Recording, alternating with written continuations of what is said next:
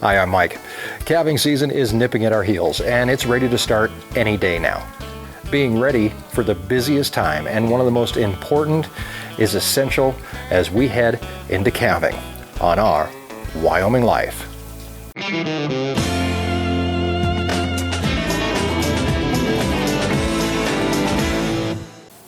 Welcome to our Wyoming Life. If you haven't done so yet, please subscribe. All you have to do is click the little button over here, and by doing that, you're telling YouTube, along with other viewers who like the type of content that you do, that you may want to check us out. It's easy, and it really does help. Calving season is almost here.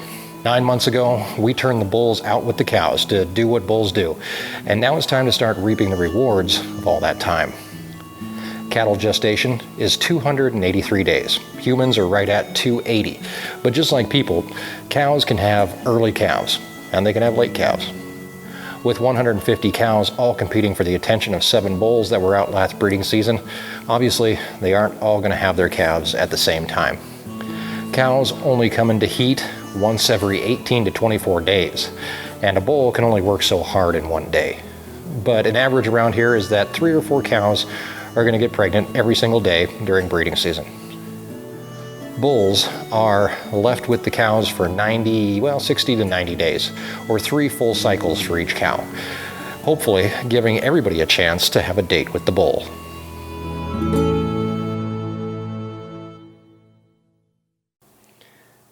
This is what is known as natural service. Cows and bulls do what they naturally do.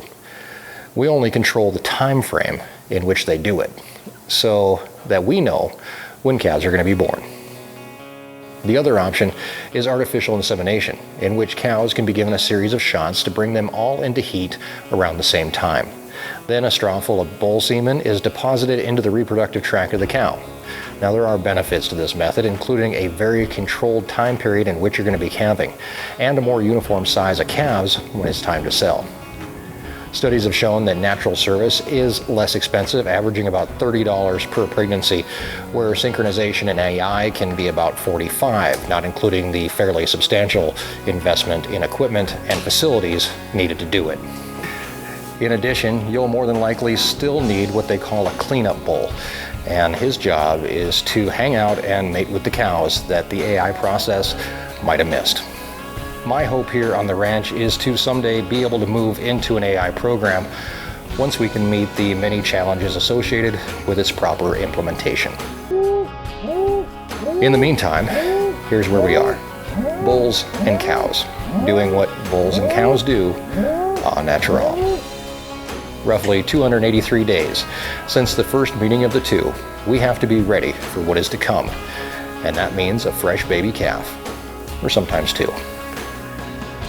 Mama cows out here don't have much say over when their calf is going to come, but I do believe that there's a built-in biological component in the cows that will at least try to wait for them to have the best time to have their calf. It doesn't always work, but we can hope. There have been studies that have shown that cows that are fed later in the day are more likely to calve during the daylight hours, and that's a great time to have your calf. But well, we're still going to have to be checking cows at night anyway, because I don't want to bet the life of a calf on a study. A calf born during wet, snowy weather, or even in the mud, has a much less chance of survival than a calf born on a dry, sunshine-soaked hillside. This year, we're planning on bringing you more into calving than we ever have before. During the busiest time, we will almost constantly be hanging out with the cows. Day or night, we're going to make sure that every new calf has the same chance at survival as the last. We're going to pick them up out of the mud, we're going to bring them into the shop, and sometimes into the house to keep warm. We're going to medicate them, we're going to feed them when their moms can't or won't. And once the ball starts rolling, it's going to be 2 to 3 months of long days and even longer nights. I'm going to wake up at 3 a.m. for a live stream as we find a cow and her calf in trouble, and we have to help. You're going to join me as we bring calves in from the field, cold and dehydrated for treatment. We're going to fix them up and hopefully have a joyous reunion with their mom. You're also going to be there as we try everything we can to save a small sick calf. Days, or sometimes even weeks into feeding, medicating, and caring for her, just to have her slip from our fingers and pass away in the middle of the night. We're also going to have to bring moms into the barn to help them have their calves when calves are stuck or moms are just out of energy from pushing for hours. All this fun, excitement, and sometimes heartache starts right now. There are cows out there that are going to have early calves, and that means we have to start checking them pretty regularly. In the beginning, we're going to start out pretty slowly. We check only a few times a day, maybe once at night. But by the time we're up and rolling, having 10 cows per day, we're going to be hopping. Since you're going to be helping me this year, let's head out and I'll show you what we're looking for when we're checking cows. One of the best times to check cows is when we go out to feed. Most of the cows will come in to eat. Occasionally though, you're going to have one that isn't interested in a meal. When that happens, there are very few explanations why. This time of year, a cow that doesn't come in to eat is preoccupied by something else, and that's usually being in labor. She may be in just the beginning stages, and leaving her alone is probably the right course of action at this point. But we know who she is now, and we know to keep an eye on her. Cows will usually separate themselves off when it comes time to have their calves. This is the first stage of calving. From here on out, things can happen fast or they can happen slow, all depending on the cow. But we do have time frames that we usually work in for our safety, for the cows, and for the unborn calves. When the cow separates herself off, she'll usually show some thick mucus-type discharges. Prior to this, her udder or her bag will swell and harden, and she may start to show springing in the back end. That's another way of saying a puffy, relaxed vulva. Oh yeah, I may have forgot to mention, but we're going to get up close and personal with cows over the next couple of months. You're going to see things that you can't unsee, but we're also going to be a part of one of the most amazing times on the ranch. Over the next 2 to 10 hours, her behavior will be restless and kind of odd.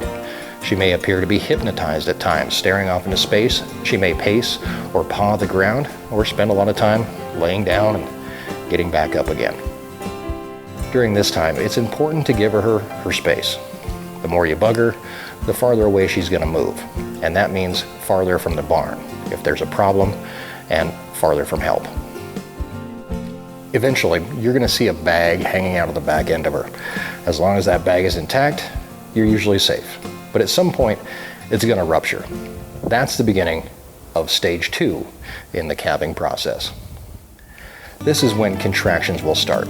Our rule is that within 2 to 4 hours from the start of this stage, she should have a calf.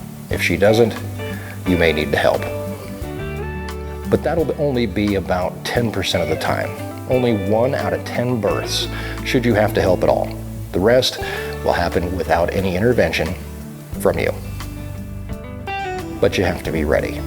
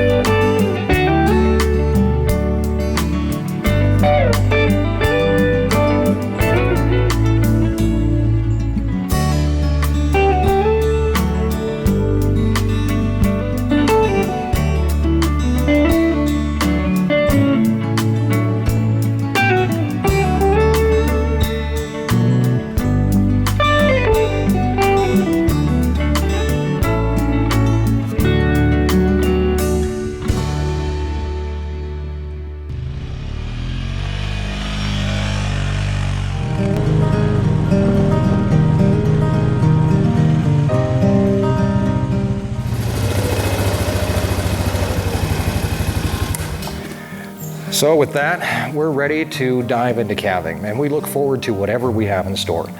The goal is to make sure that we have healthy calves born, and that they stay that way. Not only will we be checking for moms that are going to be calving, we're also going to be checking on calves that have already been born. In a short amount of time, our herd size will double, and so will the workload. I hope that I can count on you to be here with me. It may sound silly, but it really does help. Those nights when I'm lucky enough to get my first sleep of the day by 4 or 5 a.m., knowing that I have your support, well, kind of helps keep me going. Please do subscribe. And if you want to know the minute that a calf is born, check us out on Facebook, Instagram, and Twitter, because that's where you're going to get your first pictures and videos long before you see them here on YouTube. I hope you can come along for the ride, and until next time, have a great week.